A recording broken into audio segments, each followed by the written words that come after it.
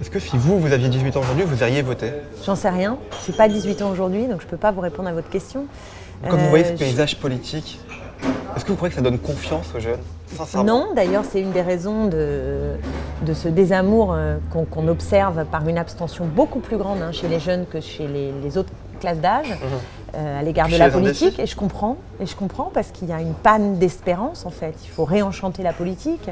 On se creuse la tête pour savoir comment intéresser les jeunes à la politique, mais je pense qu'il faut juste que la politique soit plus intéressante. Alors vous adhérez, vous votez pour Jean-Luc Mélenchon? Oui. J'ai quelque chose à vous montrer, regardez. Oui. Pourquoi il fait tout le temps la gueule, Jean-Luc Mélenchon? Ah, c'est pas vrai, vous en auriez trouvé d'autres. Il est au maximum. Non, d'accord. Non, il y en a d'autres où il se marre, il y en a d'autres où il se marre.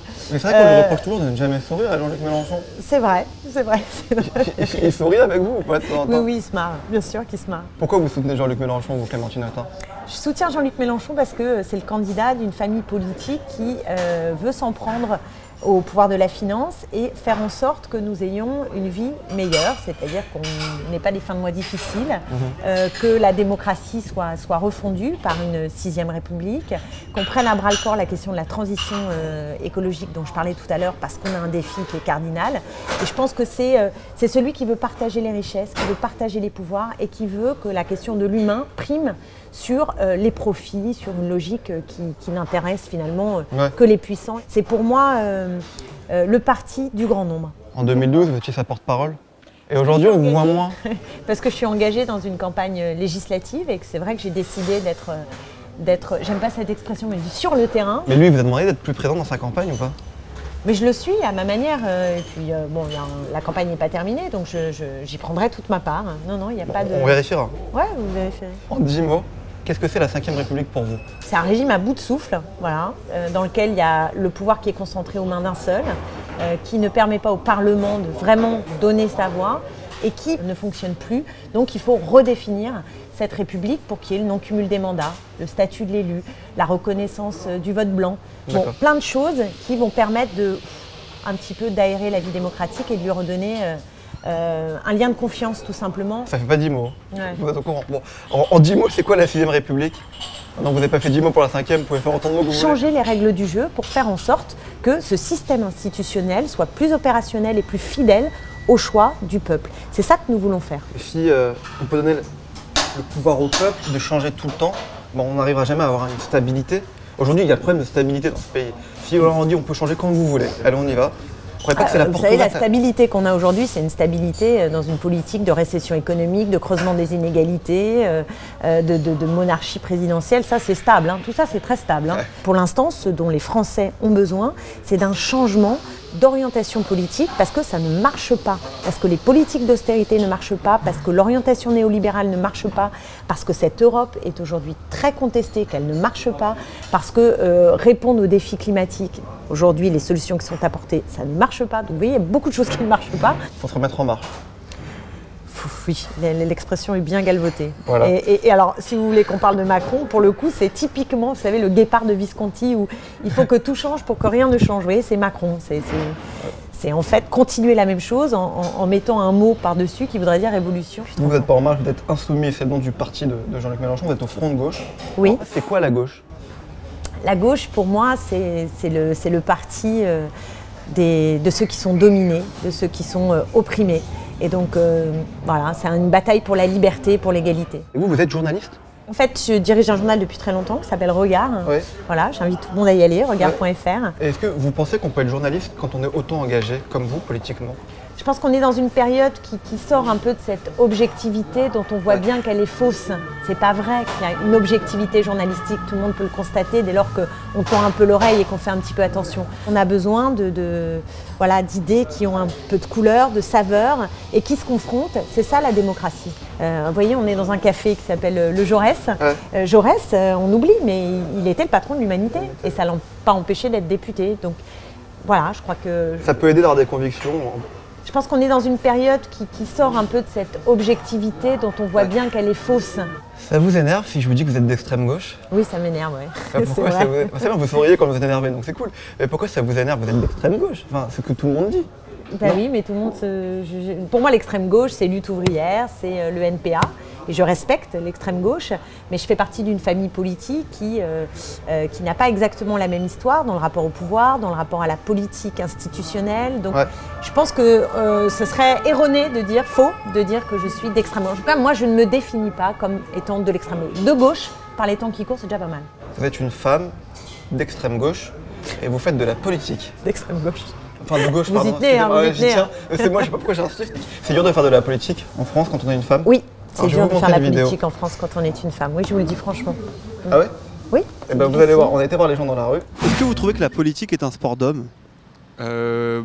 Malheureusement, oui, mais elle devrait pas. Apparemment, c'est vrai, parce qu'il y a très peu de femmes en réalité. C'est comme partout. La politique, un sport d'homme? Pas du tout. Non, pas spécialement. Non.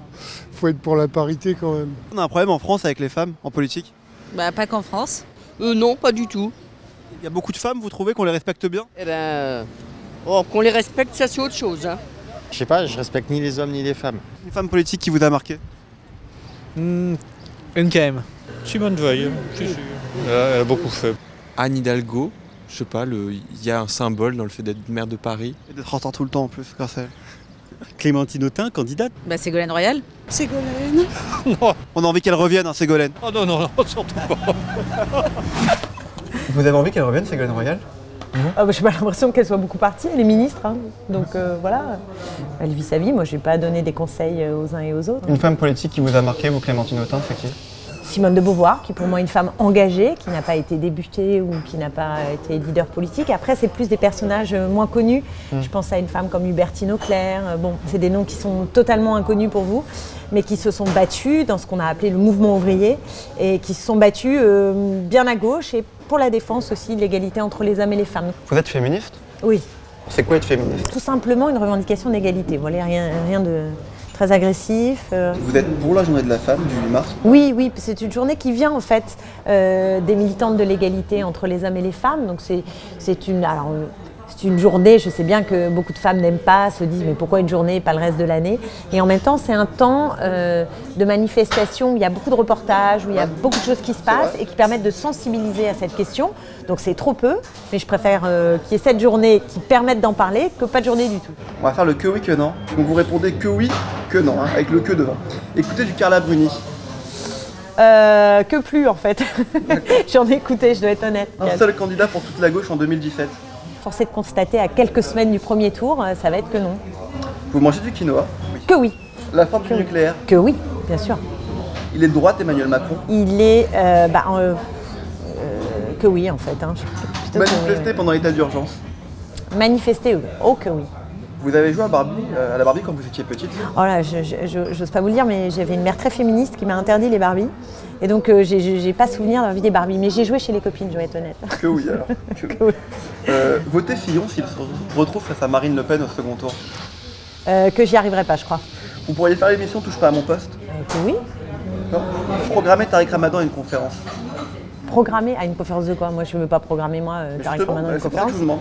Parce qu'on a dit que vous avez invité Tariq Ramadan. C'est faux. Donc je n'ai pas fait de meeting avec Tariq Ramadan. Je n'ai pas. Je vais vous dire la vérité, je ne l'ai jamais rencontré. Voilà. Vous savez que l'ancien Premier ministre a expliqué que j'avais noué des accords avec les frères musulmans. Donc on a Manuel Valls. De Manuel Valls. Donc je veux dire, d'abord, ce serait nouveau que les frères musulmans nouent des accords avec des femmes. Mais ce que je veux dire, c'est que cette polémique contre moi a pris des proportions délirantes. Donc je vais vous dire les deux choses. La lutte contre le terrorisme, la lutte contre l'intégrisme religieux, quel qu'il soit, ce sont mes combats. Et dans le même temps, je ne supporte pas l'instrumentalisation de ces combats, y compris de l'égalité entre les hommes et les femmes, pour, au fond, stigmatiser les musulmans en France, les rejeter. Et c'est ça qui m'inquiète. Et c'est tout ce que je veux dire. Voilà. Vous avez déjà eu les cheveux longs? Que oui, quand j'étais petite. J'avais même des grands cheveux frisés. On va finir avec la séquence qui tue. Clémentine Autain, je vais vous tutoyer. Clémentine, il paraît que quand tu étais petite, quand tu étais jeune, tu voulais chanter. Oui, c'est pas faux.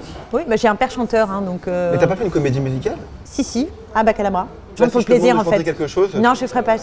Voilà, j'ai un truc un peu timide, tout ça. D'accord, je comprends. Je chante, mais dans mon intimité. D'accord.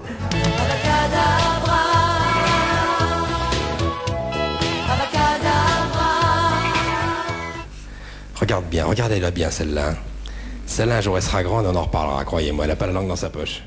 Bon, Clémentine, tu te présentes aux élections législatives en juin prochain. Dans quelle circonscription? La 11e circonscription de Seine-Saint-Denis, donc c'est Sevran, Villepinte et Tremblay. Tu as dit que tu étais contre la 5ème République. Pourtant, tu vas te présenter aux élections législatives de la 5ème République. Bah ouais, comme Jean-Luc Mélenchon qui dit qu'il sera le dernier président. Alors si vous avez une autre solution sur comment on fait Mais non, mais parce que c'est ça pour qui est- changer Ah, mais- les mais institutions tu vois, sans se présenter dans le cadre des institutions actuelles, justement. mais vraiment, si vous avez une solution, je vous écoute. Quand on veut protester, on n'y va pas. Mais je ne veux pas que protester, moi. Hein. Je veux contribuer à changer les lois. Et donc pour cela, aujourd'hui, il faut être au Parlement. Même pour faire une nouvelle République, il faut déjà commencer par intégrer ce Parlement. On peut se mettre totalement en dehors du système, comme on dit, c'est-à-dire être totalement aux marges de la société. C'est un choix qui existe. Hein, et ça, c'est le choix de l'extrême gauche, précisément, hein, quand même, qui est un choix possible. Ce n'est pas notre choix. Notre choix, c'est d'essayer de peser et de peser aussi pour construire des majorités politiques capables de changer la donne. Clémentine, pour terminer, une dernière question. Est-ce que tu crois qu'en mai 2017, il y aura un président de gauche? J'aimerais, vraiment. C'est souhaitable. Je le souhaite pour mon pays, vraiment profondément. Je pense qu'après ce gouvernement épouvantable, si le choix des Français se porte vers une droite dure, ça va être très compliqué. Merci beaucoup Clémentine Autain. Avec plaisir. À bientôt. C'était Clémentine Autain, une femme d'extrême gauche. Enfin, de gauche, pardon. Et peu importe que tu sois de gauche, de droite, eh bien abonne-toi car on est tous un peu un défi.